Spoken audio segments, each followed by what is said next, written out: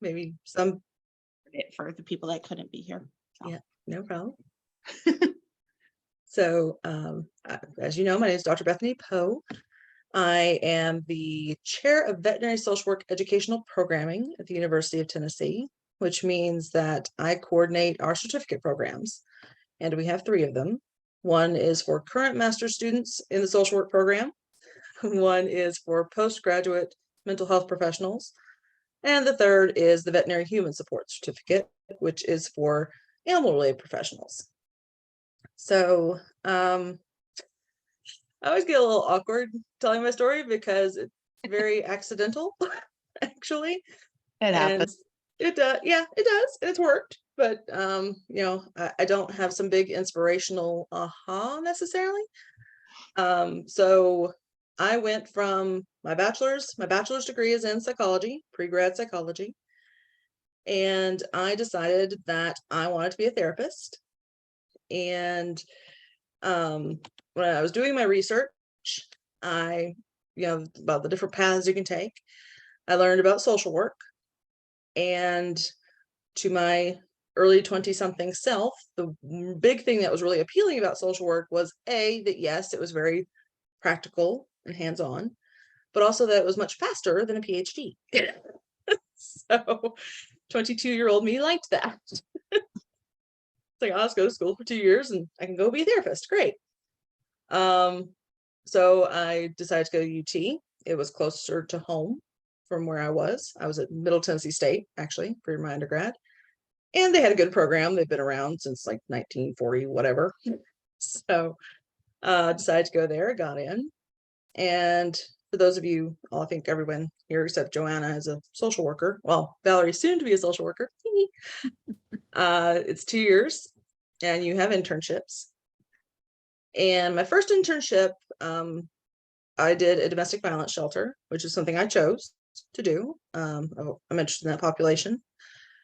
And I discovered very quickly that no, I did not want to be a therapist. That turned out to be no.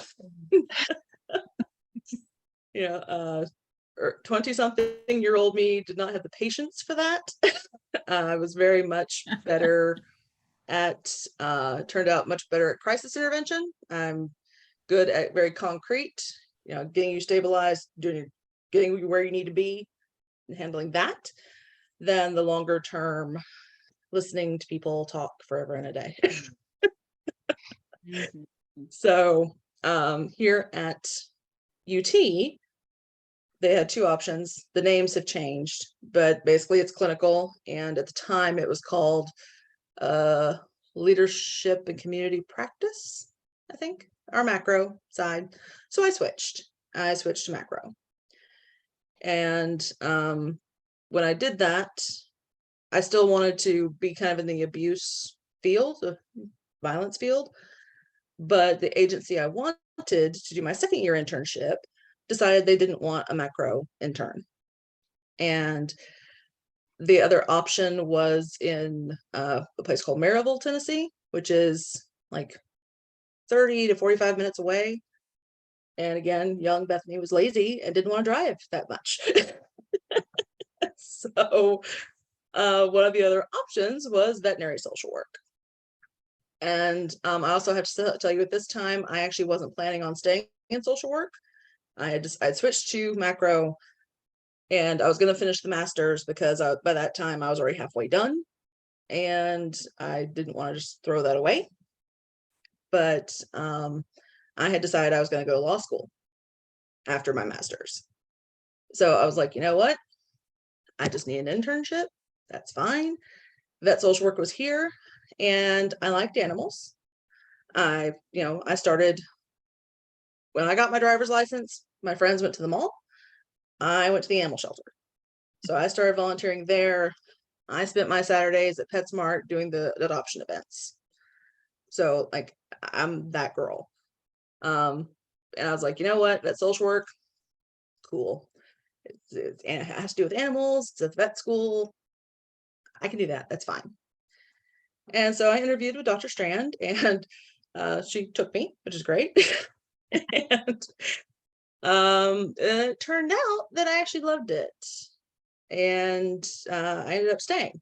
So I did actually get into law school, but I decided not to go, and because I was actually having panic attacks at the idea of moving to go to law school, and I figured if I am having that bad a reaction to it, that's not where I'm supposed to be. And at the end of my internship, I told Dr. Strand, I'm like, I don't want to leave. And she said, well, that's lovely, but I don't have any money. So she couldn't pay me. So I had to go get a real job somewhere else. And so I went and worked at the Department of Children's Services for a while. I worked with Child Protective Service. And during that, I still stayed connected. I've been behind the scenes on Vet Social Work's social media pretty much since we've had social media. I've always been in the background. I've never actually left. And I also worked on a project with two of Vet Social Work's PhD students at the time. So one was Dr. Janelle Nimer, and she is now in Utah. She has her own therapy center, including animal assisted therapy. She has canine facility dogs, which is wonderful, and horses, equine therapy. And the other was Dr. Jan York, and she went back. She was Canadian, and she worked at Laurentian, and she also did equine. She has since passed away. But I was helping them with a project, and the project they were doing was a meta-analysis, which basically means you find all the research about a particular topic and try to condense it and determine if the effects are consistent. And so I was working on this project, and we had stacks of articles on my desk that were like this. It was huge. And this little wiggle worm got in my brain and went, if you can do this, you could do a PhD. You're going to go to law school. Why can't you get a PhD? And so, yeah, I decided to apply for the PhD and come back to vet social work as a student again. So I started that in 2008. And I stayed in the PhD program for a very long time. So it took me longer than it should have, but I was doing a lot of things. So I worked some training our local domestic violence shelters and some in our animal shelter about the link between human and animal violence. At the time, we had a relatively robust animal haven program for victims of domestic violence who have pets. So providing those kinds of service. I did a lot of trainings from a lot of different people. And in 2011, Dr. Strand had the idea to start certificates. So we started off with the first elective class in vet social work for master's students. So helping her build that. And from there, leaping into the certificates, the post-grad. So it was definitely her brainchild. And I was doing a lot of the putting it together pieces. So working with the instructors, making the videos actually happen, that kind of thing. So did that. And I also taught and at UT and another university. And I was working for the Mental Health Association doing what we called Mental Health 101. So had several part-time jobs going on there and field students. And eventually my my graduate assistantship, they said, no more. You have to finish. So because I didn't have any money, I had to get a full-time job. So I actually moved out here to Middle Tennessee and got a job here and finally finished the PhD. So, which was yay, very happy about that. So really wasn't planning on doing much in vet social work after that, because at the time, again, I had my full-time job. I was doing working with batters intervention programs, so like the evaluation of them and that sort of thing. And occasionally I would end up with a call. Usually people got to know me as the animal person when it came to domestic violence. So I still did some trainings about the link. And if there was a call when somebody had a pet, I was usually that person that got it. But let's see, I guess it would have been 2018, into 2017, headed into 2018. Habit, which is Human Animal Bond in Tennessee. It is UT's animal assisted therapy program.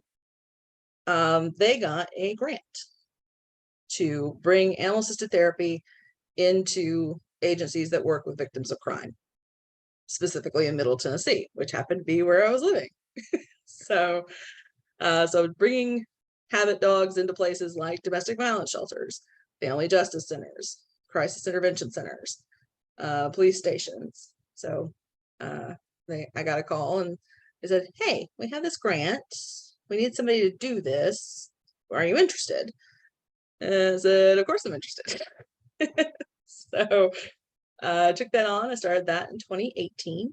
And that was really fun, actually, because it was building it from the ground. So Habit itself has been around since 1986, but it's centered in East Tennessee. So it was getting the word out about it in Middle Tennessee, around Nashville, that area. So educating people about what it is, what we do, and starting to build the program. And about the time we got in a really good groove, COVID happened. And all the agencies are not allowing in volunteers. And so yeah, that sort of shut that down in a lot of ways. So one of the things, it turned out that, well, it was wonderful that the grant happened. The discussions that happened around it were not, there wasn't a really good connection between what the funder expected and needs versus what Habit does.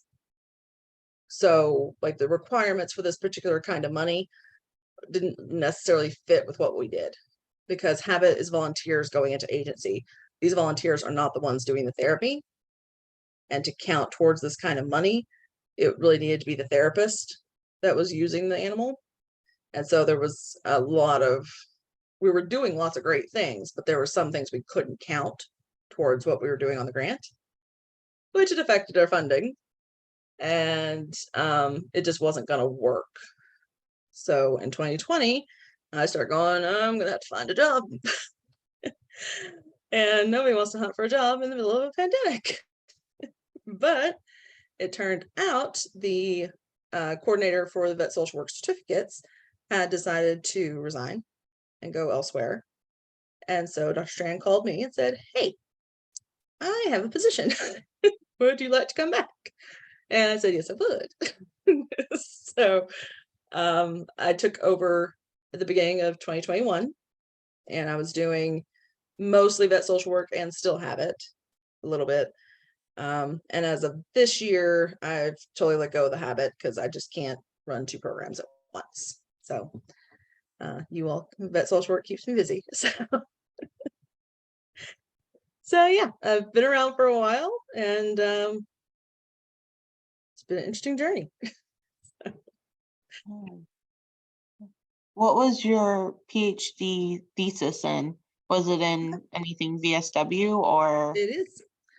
So to back up a little bit, so during my master's, the macro side, I did my main thing.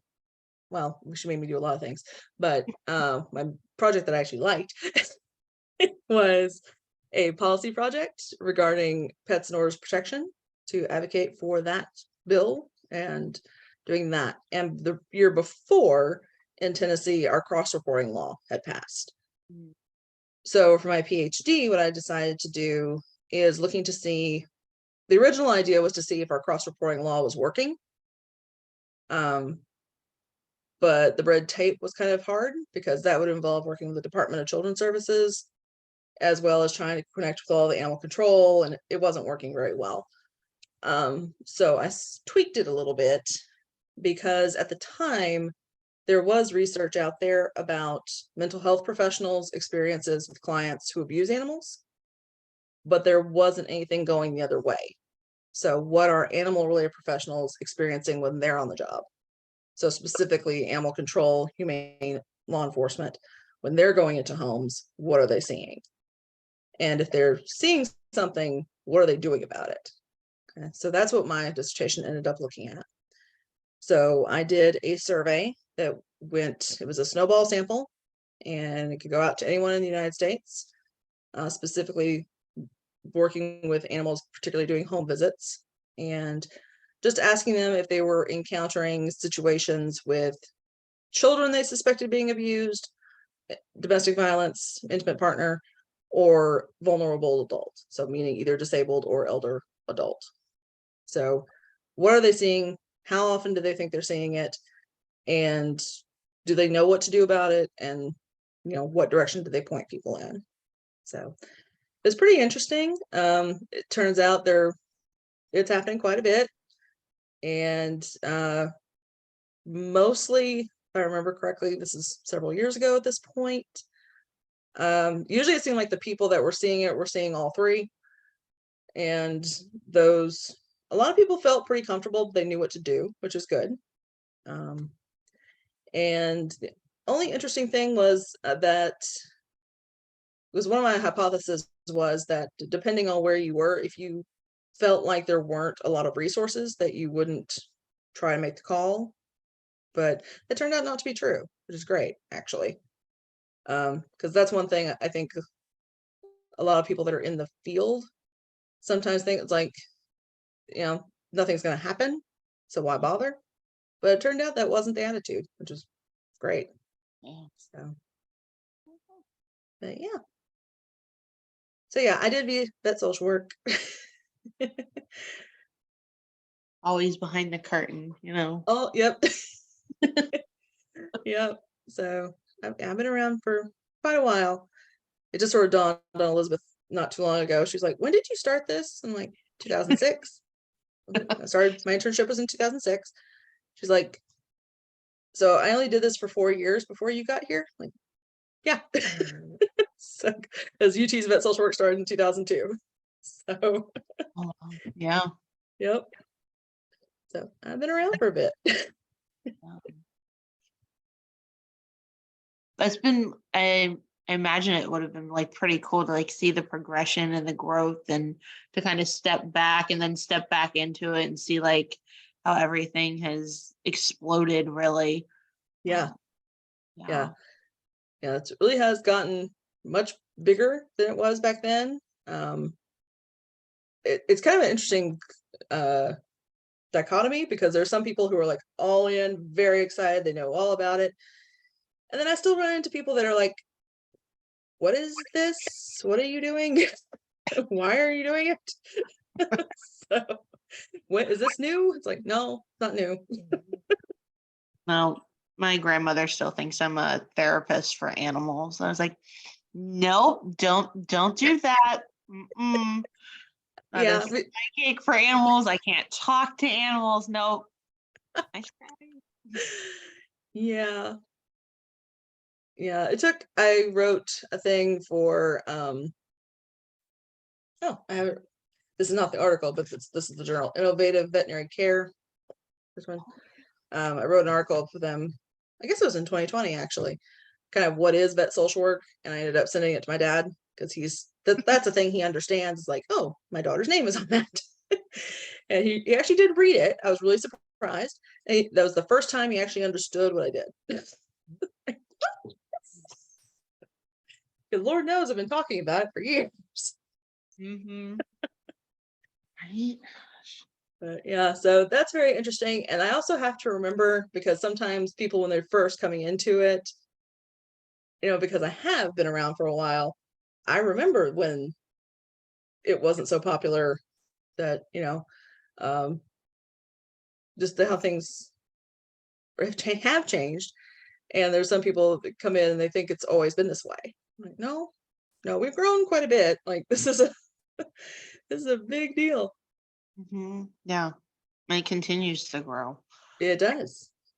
Yeah. Schools are interested in it now and Yeah. want to do it, and more people. So, Yeah. Yeah. More schools want to do it. I mean, we have an international association of it. Like, In 2006, that wasn't even a thought. Okay? We didn't even have our first like statewide NASW approved workshop until 2007. Okay? The first summit was in 2008. And that summit was like 50 people. And it wasn't, we didn't take abstracts, we invited speakers to come. It was at UT. And it wasn't that much. I think we started taking abstracts in 2013, maybe. So we've grown a lot. Oh, wow. Yeah. I guess since you've been, and it's probably a question that you'll have to maybe think on, but since you've been there close to the start, where would you like to see it go? Like what, like your ideal VSW, like what would it look like? Oh, gosh. I don't know if I have an ideal. I think, we need to get to a point where we are embedded in all of the vet schools, not just one mental health professional, but that it's actually in the curriculum. That is one thing we're working on here at UT, putting our veterinary human support certificate into our vet students curriculum. That is happening probably not this fall, but probably the next fall, which is great. We're working on that. That that there is a way to pay vet social workers. That it just becomes a normal thing, really. That if you go into a vet clinic and you're trying to make a decision, that the vet says, "Hey, I'd like you to talk to our vet social worker. He or she can walk you through what your options are, and kind of help you think through things. And I'm going to go into my next appointment, but I'll check on you after you talk with a vet social worker for a while." Or, when the vet team has had a hard time, you say, "Hey, we just had this really hard case. Can you come debrief with us?" As the vet social worker. Like that becomes a normal part. I think the same thing in our animal shelters. So far we have a couple in vet social worker folks in animal shelter settings, and they're making a huge difference because people don't want to give up their pets most of the time.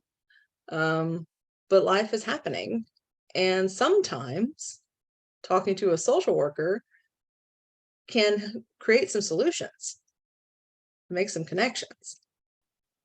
So, and that's the other thing too. I was talking to another student, and she really loves animals, and that vet social workers should work with the animals. And the reality is we're interdisciplinary, and we're interdisciplinary for that reason, so that we can come together and put those services together.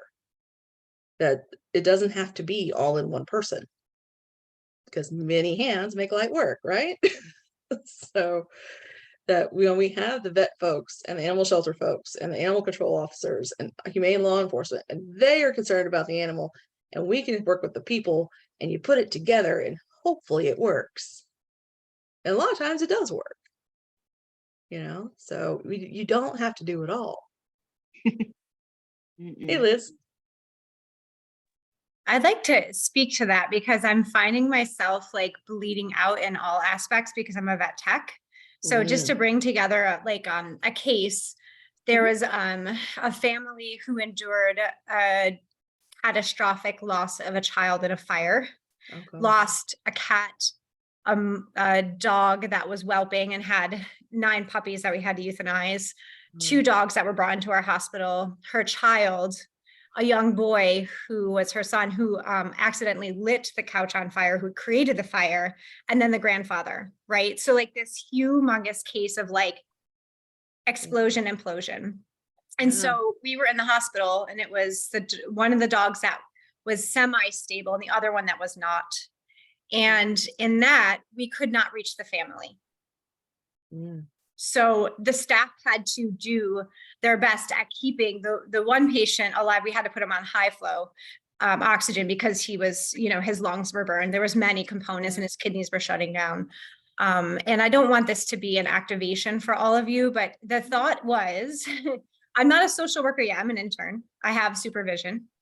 I'm toward my final, term, and I've been through internships for a couple of years. And they were like, Liz, help us, please help us, like help all of us. So I was with a patient figuring out pain management because I'm a pain management certified and rehab specialist. I was with the family trying to contact them to be supportive of them to find out if the Red Cross was there. I was with the staff at their end to be there with them because this moral injurious thing was happening where they wouldn't euthanize the patient because we couldn't get in touch with the family to consent to euthanasia.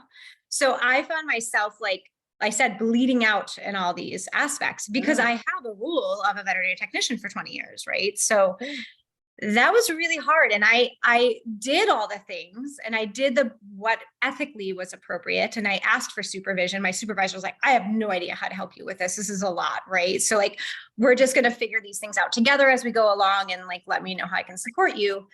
And when I went home, and it was just Thanksgiving. So when I went home, I was like, I found my energy level so exceedingly high that I couldn't calm myself down, right? And then I went back the next day and I sat with the staff and I did all the things that I felt were appropriate and tried to reach out to the family again, knowing they're planning their daughter's funeral. They're not going to tell us to euthanize their dog. Right.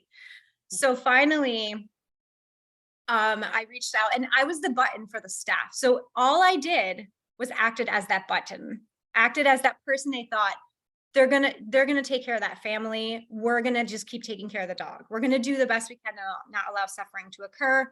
We're going to put the dog in a coma and just allow these things to happen. But this is still hard, but we have this person cares about us. And because of that, and I didn't do anything else. I'd have a social work role in this. I was there as a support. The family member was able to come in, the mom, and euthanize her pet. And so at that night at like 1:30 in the morning, I found this out and the staff reached back out to me. I reached back out to them. I was in the next day. And to a few of the members that had difficulty, what was the healing part of the moral injury was the fact that the owner was able to reunite with the dog. And in connecting all these pieces, I said to the staff, this mom was able to see her dog pass peacefully. And we can only imagine what she thought the rest of her family members and her child, what they endured. So she was able to see this peaceful passing. And in that, and in just stating that, and in just connecting this, the moral injury started this evolution of healing.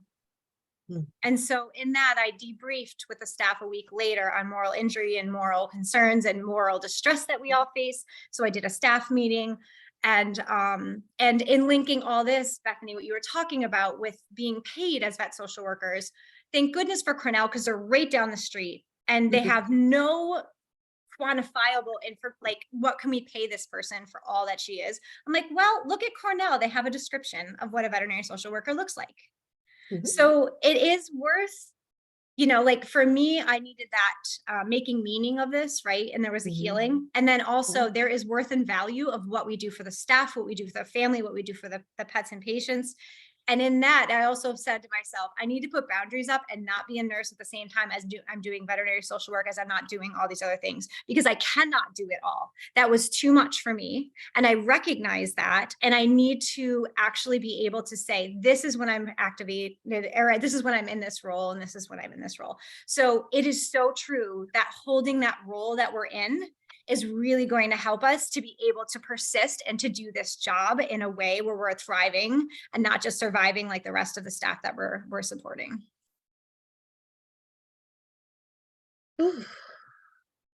Wow. Thank you so much for sharing all that. Like, that was heavy and wonderful. That you were A lot able of to. processing. Thank you so much for holding that space for me. I know that was a lot too. And I didn't want to, like I said, I want to activate anyone, but we're all in this together. So an amazing work, and like so many things you did were just beautiful and needed, and I'm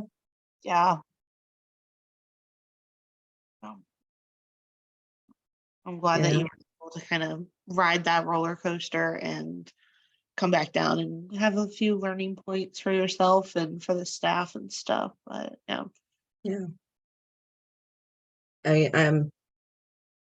grateful that you did have the education and were able to hold that space and manage in that situation. But wouldn't it have been wonderful if you didn't have to? If there had been that you were either the vet social worker there or there wasn't a vet social worker there. So you could have been just the veterinary nurse right then. And I don't mean just, I mean like only a veterinary nurse right then, you know? So, yeah, I think that would be one of my deals, is that we're everywhere, and maybe not just one in the clinic, that like there's shifts, and, you know, because it is becoming more common. I think I wouldn't absolutely swear to it, so don't quote me, but I'm pretty sure a vast majority of the vet schools have a mental health professional of some sort, Mhm. but a lot of them have one. Yeah. And if they're focusing on hospital clients, faculty, staff, and students, that's a lot of people with a lot of different things happening. So, hey, Joanna.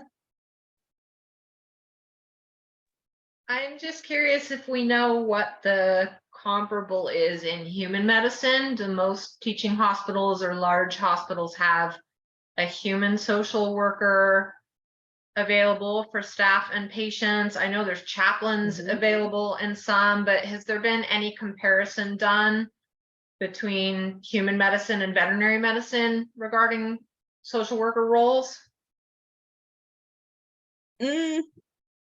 If there's like official in the literature, I don't know. I haven't seen it. If it does exist, doesn't mean it doesn't. Right. But yeah, medical social workers are super common. There are usually teams of them on individual floors of a hospital. A lot of them do like discharge planning kind of work. But yeah, or like in the psychiatric units in hospitals, full of social workers, and chaplains. And so, yeah, that's super common. So,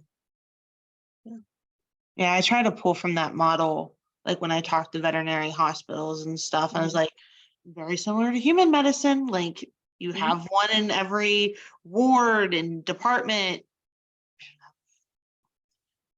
yeah.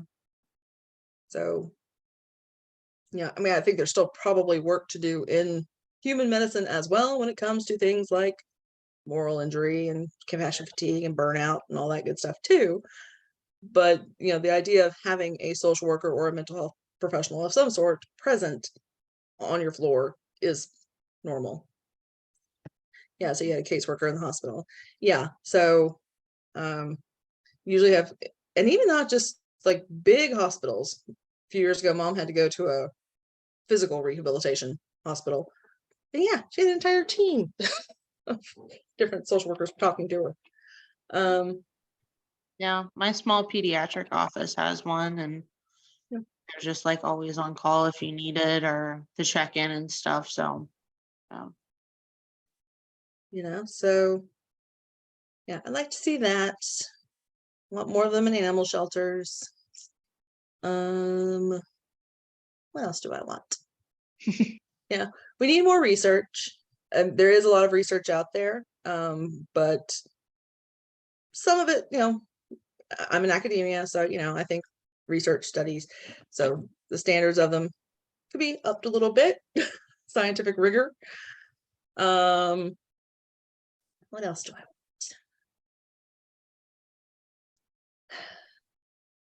Yeah, I mean, we have lots of ways to different, you know, there's still a lot of things I haven't even thought of yet. We're getting a lot of international folks who are interested now.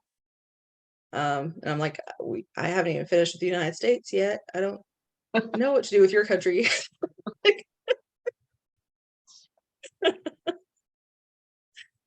Yeah, I like that we have spaces with UT and now the association as well, where people can come together and whatever is exciting to you, you can find people that are also probably interested in that, because you know, there's so many ways that social work can go.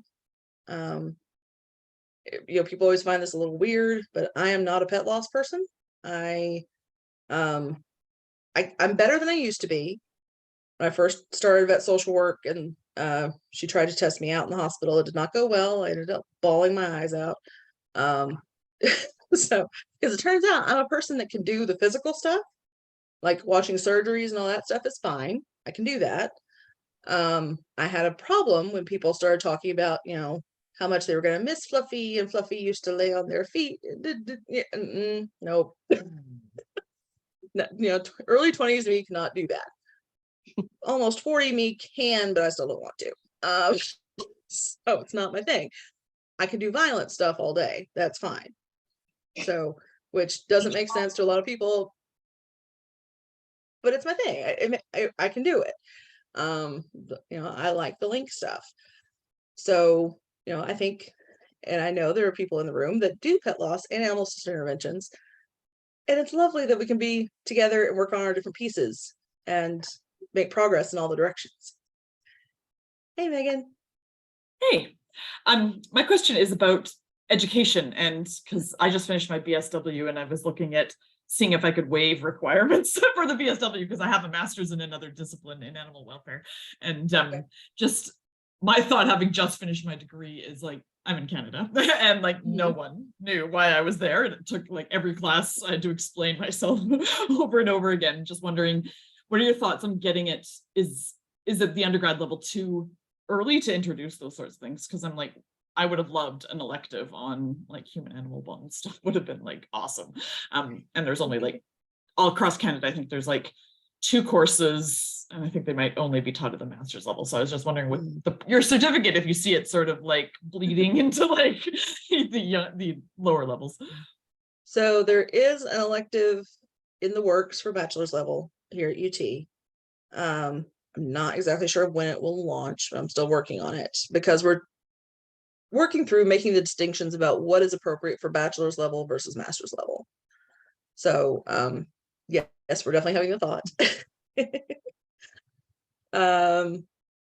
Because there are certain, I am a little bit more cautious because particularly if people want to be in the vet setting, I think sometimes social workers don't realize what it actually looks like, and it's a shock that, particularly where, UT CVM is a large specialty teaching vet hospital. We've got all sorts of different departments. They see emergencies, they see lots of yucky things. So I think sometimes people coming into the field, they don't think about you're going to see injured animals, you're going to see blood, you're going to smell things you don't want to smell. And I guess that's funny because that's the world I came from, right? Who was the vet world right first? And that's the thing too. It's like everybody's different. Everybody comes from a different background. Yeah. I didn't think of that. Yeah. Or understanding that, verbally saying, "Oh, helping somebody through pet loss." Sometimes that's intense. That you get people that are just kind of quietly crying, and then you have people that are suicidal or that are screaming and wailing, and so I'm cautious with bachelor's level students in particular, because they are new to social work. Everybody comes in at a different level, but I'm cautious about it. But definitely we do have interest, and so I think putting together kind of an intro level course, kind of introducing the ideas, hopefully might make it a little easier as they transition if they decide to continue in the master's. So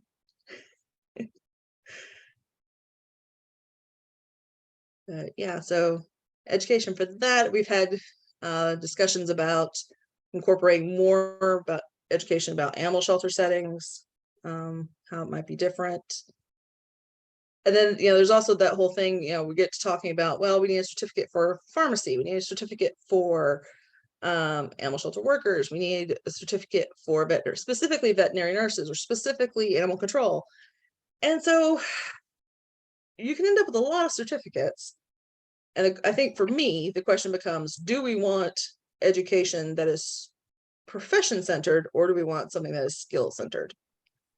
So, balancing, for me personally, I think balancing teaching skills that can be applied in your scenario, wherever it is you work.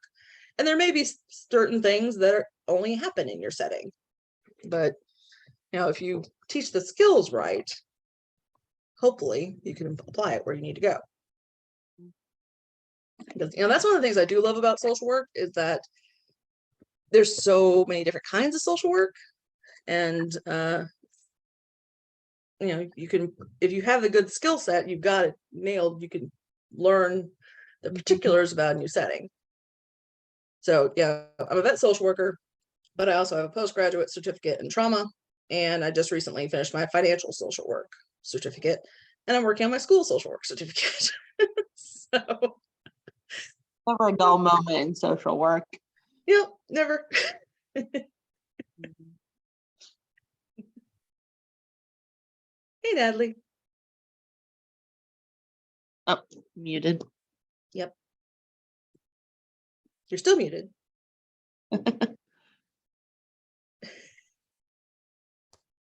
There we go. Okay. You know my story about what's going on with my internship. I do. But I had a question about the certificate program. Mhm. I'm done with all my master's classes. The only thing I'm missing is my internship. Is it Okay. possible for me to take the certificate program at all? So I do occasionally accept students, with the caveat that in the event you finish the certificate before you graduate, that we will hold your certificate until you give me proof of graduation. Okay. So we can talk about it. Okay. I was just curious because I have no classes to take and Okay. I'm kind of bored. Yeah, that's interesting how they're doing that, but okay. Yeah, we can definitely talk about that. Yeah, I know. What Every can school I is different. say? So Yeah. Yeah, very. You're located near Atlanta, right? Yes. Yeah. I keep my eyes peeled for opportunities. hey, Joanna. I'm sorry. I'm having to repeat my general Ugh. internship, Mm. and I'm not very happy about it. Oh, I don't blame you. Mm-mm. That Yeah. is frustrating. Yeah. Hey, Joanna. Hey, it's a little self-explanatory, I suppose, but what's financial social work? Okay. So relatively new, probably within the past 10-ish years, somewhere in there. So it's the idea that people have a relationship with money, and it's not necessarily just a matter of dollars and cents and don't spend your money. That it actually has a lot to do with what beliefs about money, beliefs about yourself. And so looking at those attitudes and beliefs, and by working through those attitudes, being able to change your relationship with money. And hopefully, by doing that, being able to move forward for a more financially healthy life. Fascinating. That's super cool. Let me know when you're done with that certificate, because I know. I am actually done. I am done with that one. So yeah, I finished that back in November. So That's- yeah, because one of the things is obviously a lot of social work, most people think of social workers is working with people who low socioeconomic status, they're having problems with money. There are a lot of opinions about people who are low income or don't have an income, and some of it is looking at the reality of our financial system, because there is that aspect in it as well, that our financial system is not built in a way to help people. So So looking at that too, there's some education about how money works. And because a lot of us aren't taught how money works. And if you have this family history that, you know, your grandmother was on welfare, your father and mother were on welfare, now you're on welfare, you didn't have an example to look at about how to invest in your 401k. Like, you know, so some of that education is in there too, but a lot of it is motivation to change, looking at attitudes, that kind of stuff. So I see there's a direct link and correlation to adding that into veterinary curriculum as well, not just from the client side, but from the practitioner standpoint. And so many of us are guilty of giving discounts and other things because of our own conditioning around money. I mean, what a fantastic class opportunity that would be for the veterinarians themselves, not even just understanding it from the client standpoint, but from a practitioner standpoint. Look at your face. I like that. I know.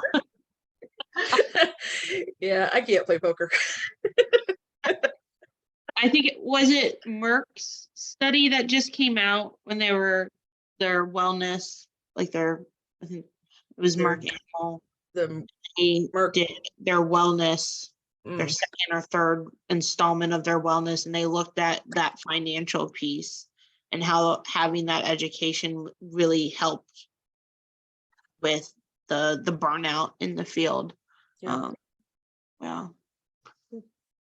yeah, because I mean I think social workers run into that too. That when we're in school, that was like, well, you know, you can be a therapist, you can have your own private practice, you know, make your own hours, great, but they don't tell you about, you know, how do you get certified with insurance companies? What is your income actually going to be? How do you employ other people? Like, you know, all that business stuff, all the tax stuff. Okay, like I'm the treasurer for a very small nonprofit. Like the amount of money in our bank account does not pay my rent. Like that's how small of a nonprofit this is. The tax forms are ridiculous. Yeah, like you know, part of me is sort of just take it back. So we don't, you know, at least in the United States, we do not have a good education system about money from small child all the way to adult. And I think in our professions, that's true as well. So here they don't teach economics in school anymore either, not until college, and then you have to take a class. Yeah, so you can be an economics major, but yeah, it's not required in general ed, you know. So true, keep it under 5K, then you go file a postcard. I've learned that. Yeah. See, that's the thing, that's what I thought. And then, but the former treasurer says, no, we have to do the full 990. I'm like, that doesn't make sense, but maybe I'll try a postcard and see if I can get away with it. We're recording, aren't we? Oh well. Or likewise, like we I didn't used say anything bad. It's all right. So yeah. I don't remember how we ended up there, but the joys. the choice, yeah. So we got to talk about education. Yeah, there's still lots of opportunities to talk about. And I mean, we're learning more about, there's more discussion, you know, is it compassion fatigue? Is it moral injury? Is it burnout? What is it? You know, we're currently in discussions here about potentially changing the name of the compassion fatigue and conflict management, because it is such a broad, it's much more broad than that. So deciding what we call that. It's the same concepts. We're not going to change that much, but just what do we call it for that section? Because it's more than compassion fatigue. I think the education is going to continue to evolve. There's more discussion about diversity. There's more discussion about mental health. There's more discussion about inclusion. You know, so it's all becoming, it's growing in a lot of different directions. And we haven't even talked about like food animal stuff. So, you know, or lab animal. Or zoo animals, if Or Zoo, zoo yeah. animal. Yeah, That's or what I zoo was about, like animal. the wildlife, like there's Yeah. so much interest in that. Yeah, the whole Yeah. other thing, Yeah, wildlife. wildlife rehab. Yeah, so we've got a lot of directions to go, and thankfully we have lots of people that are interested. So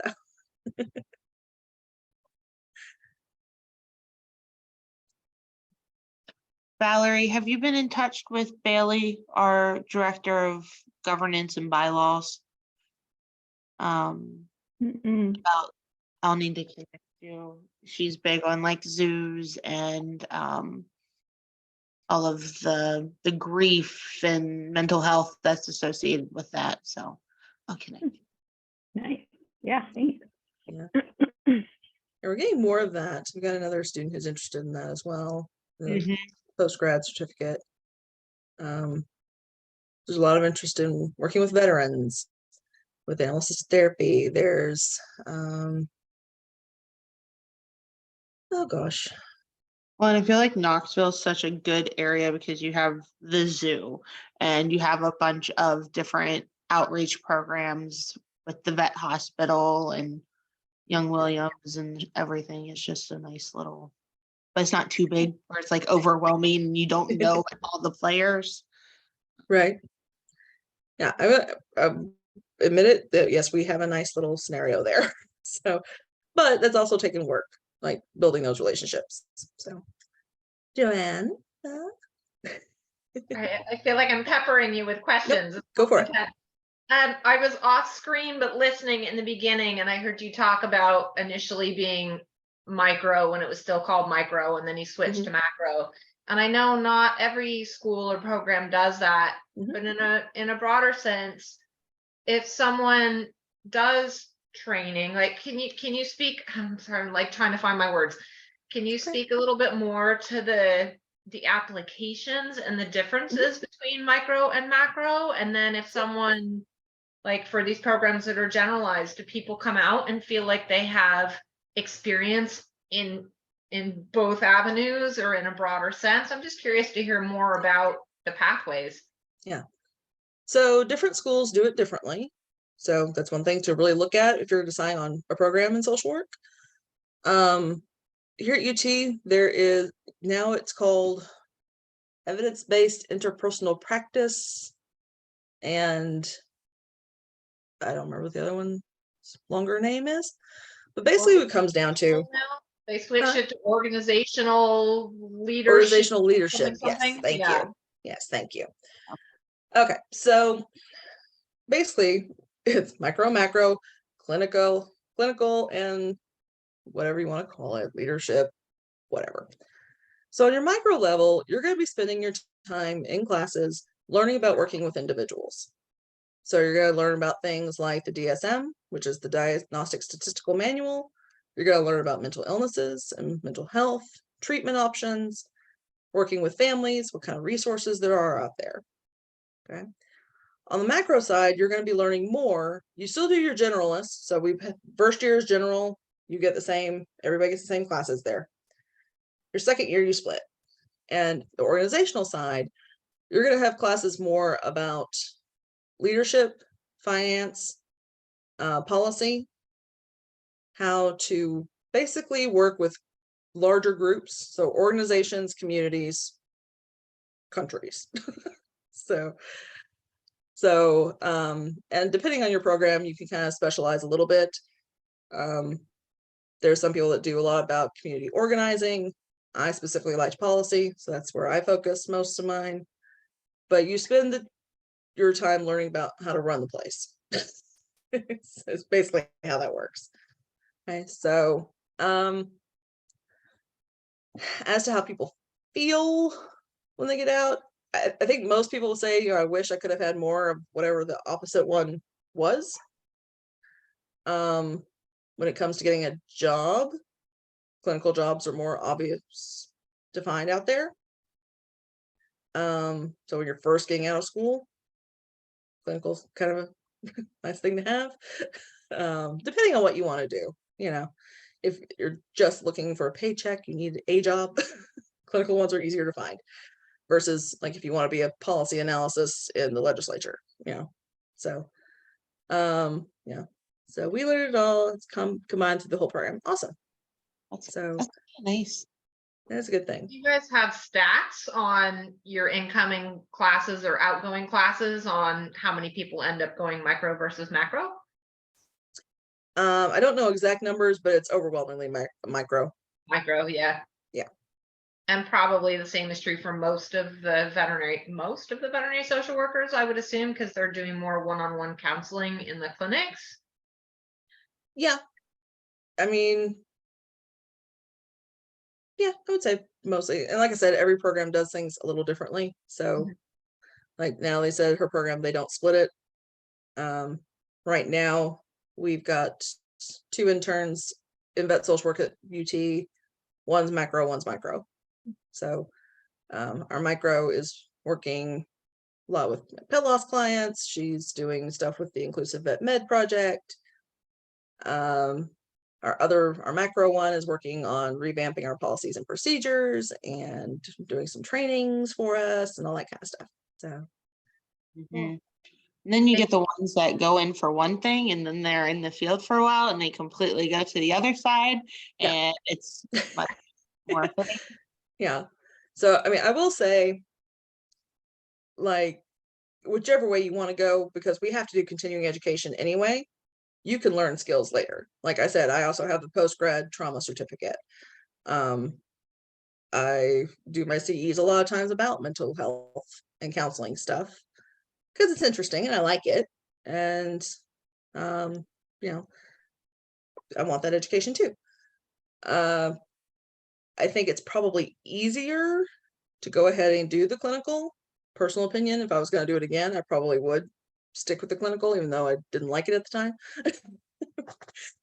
Because getting that really strong foundation in the DSM stuff, treatment stuff, having that professor there, like going, nope, yes, that kind of education is different.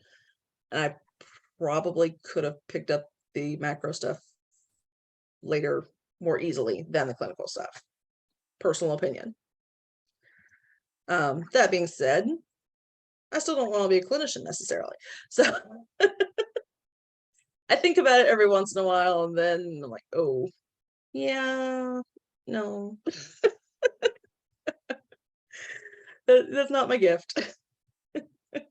I lasted 2 years. Okay. COVID really burns you out, like 6 months or 6 years. Like, which one was it? Yeah, I know people who have done it for many years and they are excellent at it, and that is where they fit. And I'm a personal, because I usually get, like, when I used to teach bachelor students, like, I don't know what to do, I don't know what I want. I'm like, try different things. For a lot of people, eventually something clicks. Oh, this feels good. I like this. For me personally, that's being in a classroom. I love teaching. So, and teaching in social work is awesome because I'm teaching them how to help other people. So I've got all these little do-gooder minions. How awesome is that? Like, So, but I think, you find a population or a topic that fits. So I agree. And just because it doesn't work right now doesn't mean it's not going to get better. So sometimes the road's a little bumpy. Can I ask Liz your comment in the box, more macro with what you're doing in the future? Can I ask you, I know we've been on together before, but can you talk a little bit about where you're headed with that? Yeah, so for instance, my facility, which is a 24-hour critical care under AVMA, is listed as one of the tier 1, and that's for the critical care. And so we're closed 2 days a week. And that puts a huge burden on our surrounding, including Cornell and Albany. And so I want to look at legislation and the AVMA, and I want to look at the broader scope of being in some of the meetings for our state board and legislation as well, and just really bringing like a solutions focused approach to that, to bringing the voices forward. So that's important to me to work on. In my current agency, I did all of my practice was clinical, except for the refugee population, which is turning more meso macro now. And I really like that aspect of it. And so I'm learning from that. And I do hope that I can kind of translate that over into vet med and what that looks like.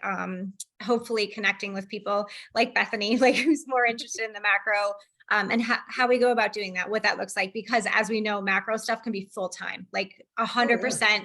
Right. So like, it's like, you feel like you like moved an inch with macro, where like clinical, you like moved, like I have this client, I moved, this much, and macro, you're like, well, I got this passed and I put in like, 463, potential changes to whatever law might be. So it's just interesting to me to look at all aspects, but I wonder how I can incorporate all into the work I do to keep myself moving forward. Yeah.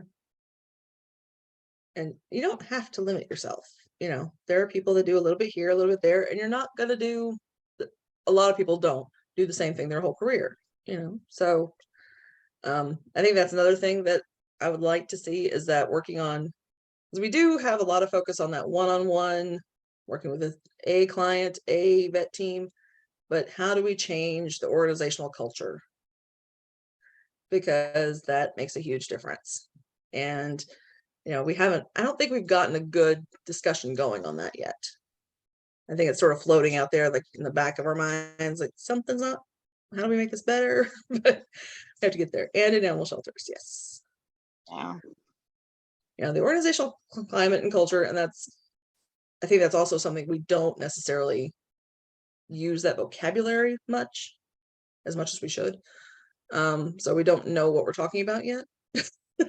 But so yeah, how do we change that in vet clinics, in vet schools, and so that it is a healthier place to work, and hopefully making healthier employees.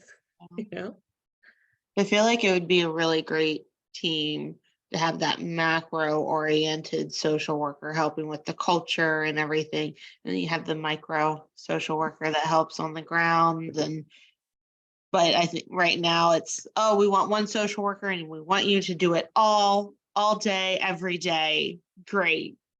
Right. Minimum wage. Yeah. No. Yeah. And I think that's also going to be, I just read an article yesterday, today, I don't know, blog. It was kind of talking about, from a therapist perspective, because like in private practice, therapists typically, they'll see, hope on a good day, maybe 5 to 6 clients, but on some days they get more. And people saying, well, you only saw 5 people, what's the big deal? And the reality is, being that engaged with someone that intensely over that period of time is exhausting. So I think that's something we're going to have to kind of talk about, when we're encouraging vet hospitals, clinics, etc., to have more than one social worker. It's like, can't do it all for everybody. We need an extra people there. See, I want to figure out how to organizational culture stuff without being in an HR. Yes.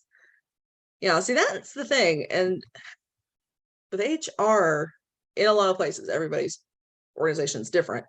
A lot of times HR is just about policy.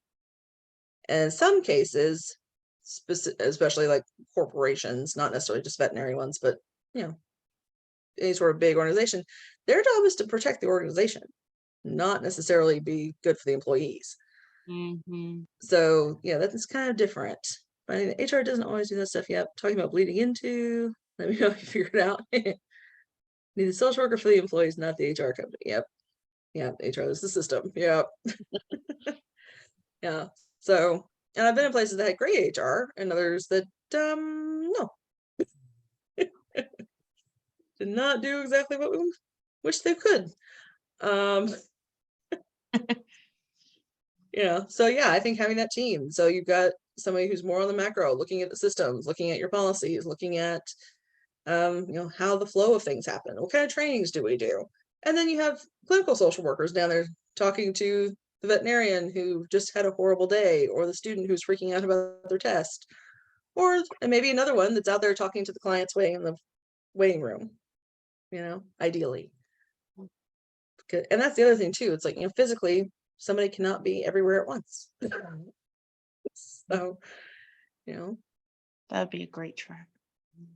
wouldn't it? I get goosebumps for that one. I like that. You know, I think that's one of the reasons I really loved it when I did my internship, because we had Dr. Strand, who at the time was doing more of the clinical stuff. She was in the hospital. We had an assistant director, her name was Geneva Brown, who was at LCSW. She was doing lots of therapy, the pet loss support group, all that. We had 2 clinical interns, so they were learning, and they're awesome. So one of them is Erin Allen. She's out at Colorado at Argus, and the other is Teresa Nolan Pratt. She's doing private practice now. And then there was me. So I was doing all the macro stuff. So the synergy really worked. You know, the clinical folks were really good at what they did, and I was in the kind of background organizing, and at that time we were dealing with transferring a database, and I was doing that, and lunch and learns, and you know, all this other stuff. And we had our pieces, and it worked, and it made this whole system. And I think once you feel that, you want it again. And if, you know, hopefully you get it again. So and so I think it's important that we have these kinds of groups where, you know, if you are by yourself, you can talk to others and connect, and Mhm. know that you're not out there floating all by yourself.